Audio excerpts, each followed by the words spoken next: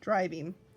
It was a long drive home. I fell asleep in the back seat like I always do, my head on Via's lap like she was my pillow, a towel wrapped around the seat belt so I wouldn't drool all over her.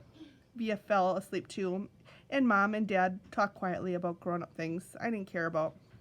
I don't know how long I was sleeping, but when I woke up, there was a full moon outside the car window. It was a purple night, and we were driving on a highway full of cars. And then I heard Mom and Dad talking about me. We can't keep protecting him, Mom whispered to Dad, who's driving. We can't just pretend he's going to wake up tomorrow and this isn't going to be his reality, because it is, Nate, and we have to help him learn how to deal with it. We just can't keep him avoiding the situation that...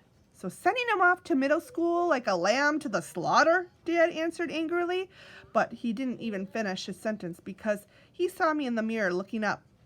What's a lamb to slaughter? I asked sleepily. Go back to sleep, Augie, Dad said softly. Everyone will stare at me at school, I said, suddenly crying. Honey, Mom said. She turned around in the front seat and put her hand on my hand. You know, if you don't want to do this, you don't have to. But we spoke to the principal there and told him about you, and he really wants to meet you. What did you tell him about me? How funny you are and how kind and smart. And when I told him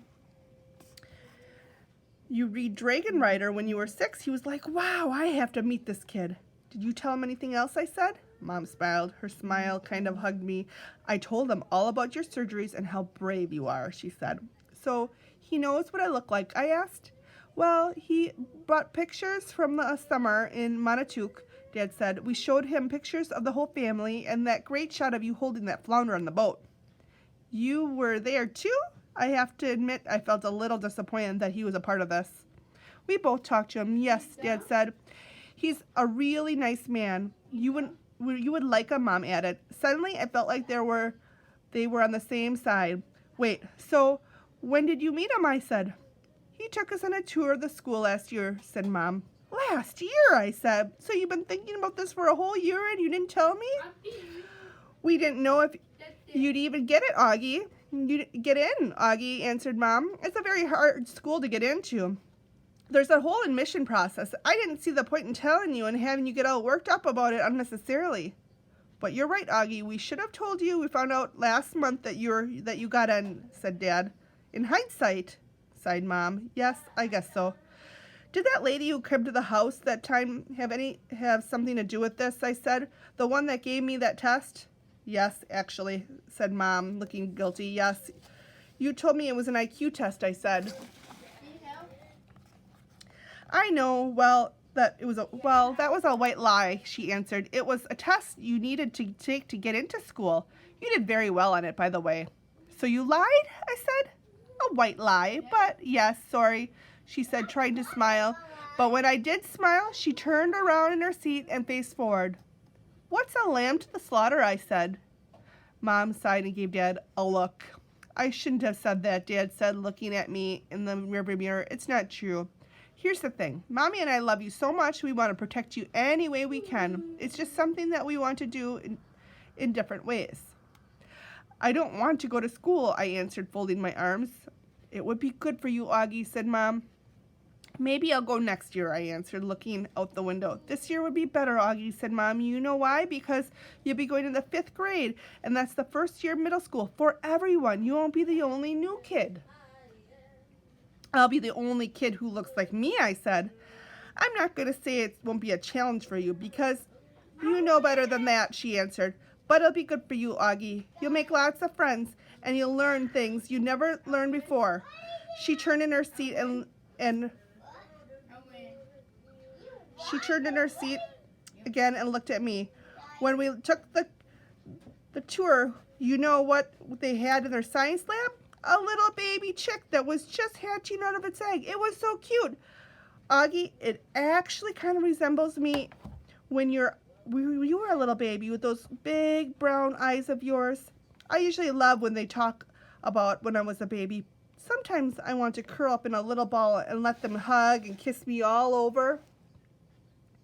I miss being a baby, not knowing stuff, but I wasn't in a good mood for that now. I don't want to go, I said. How about this? Can you at least meet Mr. Tushman before making up your mind? Mom asked. Mr. Tushman, I said. He's the principal, answered Mom. Mr. Tushman, I repeated. I know, right? Dad answered, smiling and looking at me in the rearview mirror. Can you believe that name, Augie? I mean, who on earth would ever agree to having a name like Mr. Tushman? I smiled even though I didn't want to let them see the smile. Dad was the only person in the whole world who could make me laugh no matter how much I didn't want to laugh. Dad always made everyone laugh. Augie, you know, you should go to that school just so you can hear his name over the loudspeaker, Dad said excitedly. Can you imagine how funny it would be? Hello, hello, paging Mr. Tushman. I was using a fake high old lady. He was using a fake high old lady voice. Hi, Mr. Tushman. I see you running a little behind today. Did your car get rear-ended again? What a bum rap. I started laughing, not even because I thought he was being that funny, but because I wasn't in the mood to stay mad anymore. It could be worse, though, Dad continued in his normal voice. Mommy and I had a professor in college named called Miss Butt. Mom was laughing now, too. Is that for real, I said. Roberta Butt, Mom answered, raising her hand to as if to swear. Bobby Butt. She had huge cheeks, said Dad. Neat, said Mom. What? She had big cheeks, that's all I'm saying. Mom laughed and shook her head at the same time. Hey, I know, said Dad excitedly. Let's fix them up on a blind date. Can you imagine? Miss Butt meets Mr. Tushman. Mr. Tushman, here's Miss Butt. They could get married and have a bunch of little tushies.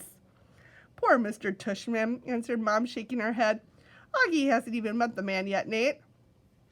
Who's Mr. Tushman, Bea said groggily. She had just woken up. He's the principal of my new school, I answered.